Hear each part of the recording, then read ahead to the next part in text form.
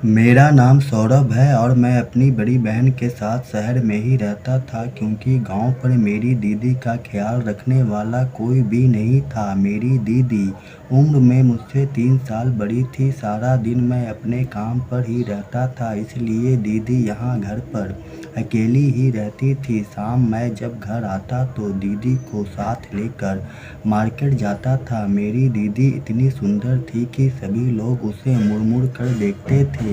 यहाँ हमें ज़्यादा कोई नहीं जानता था, इसलिए सभी को यही लगता था कि वह मेरी गर्लफ्रेंड है। मेरे घर के बगल वाले मकान में एक लड़का रहता था जो कि हमारी दीदी को छत से हमेशा देखा करता था।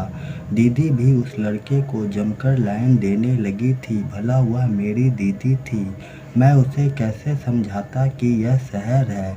ऐसे ही एक दिन मैं अचानक से घर आया तो देखा कि मेरी दीदी उस लड़के के साथ कमरे में मज़े कर रही थी। दीदी मुझे देखकर बहुत घबरा गई। मैं अपनी दीदी को बहुत पसंद करता था। यह सब देख मुझे बहुत बुरा लगा था। मेरी दीदी मुझसे कहने लगी, सौरभ मुझसे गलती हो गई, अब से मैं किसी को भी अपने आसपास भी नहीं भटकने दूंगी।